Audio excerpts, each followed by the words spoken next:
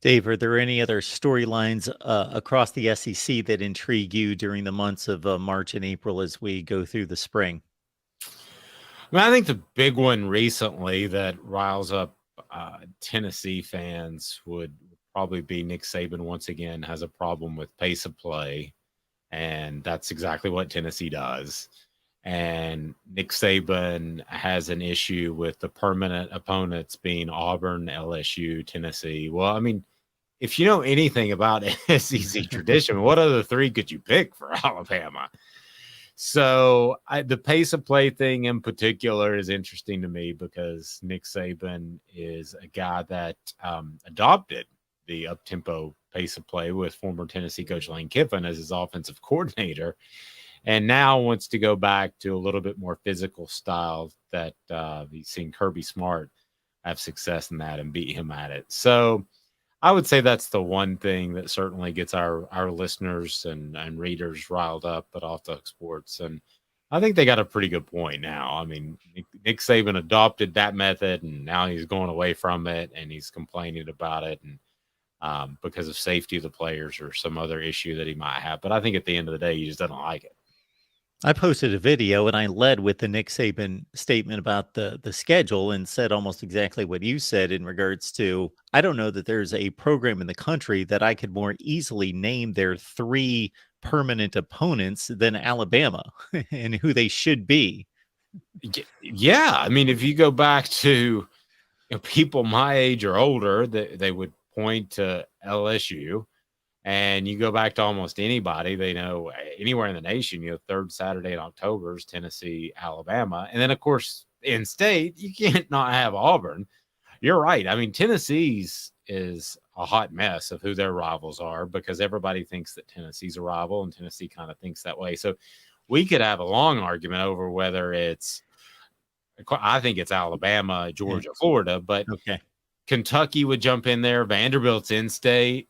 I mean, there would be a long conversation about who their strongest rivals are and who Tennessee's best off playing because they're good or bad at this current point in time. So, but Alabama's, you're right. That's the most simple one of all. Well, this is where I was headed next, Dave. Was your recommendation or the fans' recommendation for Tennessee? So you say for you personally, you would recommend Alabama, Georgia, Florida, which is obviously a rough ride once Florida gets their act together. Yes, I would. That would be my recommendation. Now, fans call me an idiot during my show, and I'm used to that. But I believe that's who Tennessee played when they won a national championship in 1998. And I've talked to players on that team that said made them tougher. And let's keep in mind that a college football playoff that's 12 teams would allow for 1, 2, possibly 3 losses, and you still make it. And then you're a tougher team. You face those type of tests in a playoff. Yeah, I'm a big proponent of keeping those 3. I don't think it'll happen. I think South Carolina has to sneak in there because other than Clemson, they really have no rivals. So I think somehow South Carolina is going to slip in there, and it's going to be Alabama. You would have to think Vanderbilt. But yeah, I would go for the tough route. The players have won that championship told me that made them better. And also, I don't think you have to go undefeated and win a national championship anymore. But I'm not the one that has to go out there and get hit 60, 80 times a game either, though. And to your point, I do think that if the SEC continues to have postseason success like it has over the last 15 years or so, that the committee will seriously look at schedule opponents and that 9-3 barometer, which seems to be outside of the top 12 in the nation right now, may include some SEC teams in the future.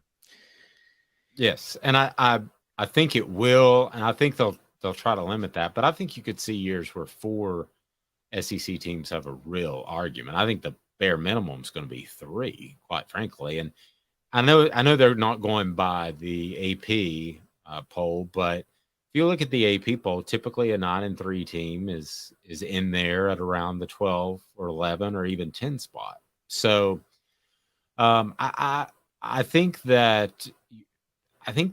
mindset for a lot of college football fans has to shift a little bit. And I think you have to look at it as you're not shooting for that undefeated season anymore. You're looking to survive. One loss is okay. Two losses is even okay. Think of it a little bit more like the NFL. Now, some fans don't like that, but I still think you'll have the tradition, and you'll still hate to lose to Georgia. You'll hate to lose to Florida, or you'll hate to lose to Tennessee if you're one of those teams. But at the end of the day, you wake up on that Sunday and you say, well, if you can do this, that, and this, you can still make the college football playoff. I think that's what makes it exciting. 12 to me is right. I don't want to see it get any bigger than that. I like the number 12. I just don't like how it works out mathematically because it includes buys, which in my mind can't be reasonably or objectively determined. So that's my issue with the buys. Well, the lack of objectivity, big picture for the current college football playoff, and all of that is yes, I'm with you on a macro level. I don't hate the buys because I think it gives teams something to play for later in the year. But as far as the objectivity, big picture, 110% agree with you. I still don't know how Alabama was rated ahead of Tennessee when they played, and last I checked, Tennessee won. But yes, the lack of objectivity, or whatever they want to call the college football playoff selection committee, and whatever it's going to be called in the future, is that's definitely a whole nother argument altogether. Yeah, I am a firm believer. Two teams played, they've got the same record. Then the team that won the game, especially when they play in the same conference and play like opponents, then you go with the team that won the game. Well, and you cover a lot of football. I mean, I don't know how closely you're able to watch each individual game, but if you really watch that game from front to end, Tennessee, for the most part, pushed Alabama around. And I never thought, I mean, I saw a scenario in which maybe Tennessee could upset them, and it would have been Bryce Young, who was banged up coming into the game, not playing. I saw a scenario where it was possible. I did not think that Tennessee would push them around on both sides of the ball, and they did. So that was befuddling to me. But nevertheless, that's why we have a committee. And then I talked to some people that I say you just should have a formula, like the old BCS formula, and at the end of the day, math determines it, and we all agree upon it. Well, then you wouldn't have a television show to sell, and that's a big part of it. And then I hear people, formula is the worst idea ever. So I don't think you're going to make everybody right, but I think at least I would put it this way in terms of a 12-team playoff versus a 4-team. The 5-team has an argument year in and year out. And I think TCU proved that by getting to the national championship game. They would have been on the outside looking in a lot of the times, but they had a fantastic season. I don't think if you're 13, you have an argument that you should really be in a playoff. I don't think at even 9 you would have that argument. But I've often thought when it was a 2 that the 3 had a real argument. We saw that in several cases. And I thought the 5 has had a real argument when it's 4. But now that they've expanded, I think they're good. I completely agree, Dave. And just to extend on your point, I just don't think it's just truly about the numbers, although I could make a case for teams 5 and 6, or at least 5 in all the college football playoff years. But I think it's more about right now, you cannot guarantee a conference champion is going to reach the playoff. Well, in the future, there is not going to be the excuse that, well, we just got left out. Well, you had the opportunity to win your conference and earn a spot. So all the conferences are included. Therefore, that opportunity is there. Yes, and as I referred to earlier, there's going to be a 3-loss team make the playoff, but they're going to need some good fortune to make it. So if you've lost a game, you had better not lose a second game. And if you lose a second game, you might as well just think of it as playoff chances are gone if you lose a third. Could you get lucky and slip in? Yes, but somebody that's sitting at 3 losses and they're the 13th team, I'm sorry. I mean, you don't have that argument. You only play 12 games outside of a conference championship game. If you got 3 losses, you're probably not in the conference championship game. So you're a 9-3 team.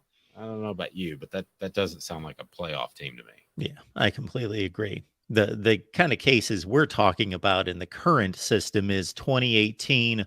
Oklahoma's 12-1, they're a conference champion. Ohio State's 12-1, they're a conference champion. Who do you take?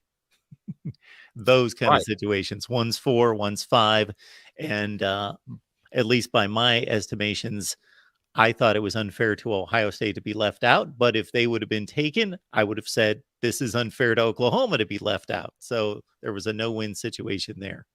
No, I completely agree. But if somebody is whining at 13, then you should have taken care of your business. Yeah. All right, good stuff from Dave Hooker. You can catch him and the rest of the staff there at Off the Hook Sports. It's right here on YouTube and easy to look up, Off the Hook Sports.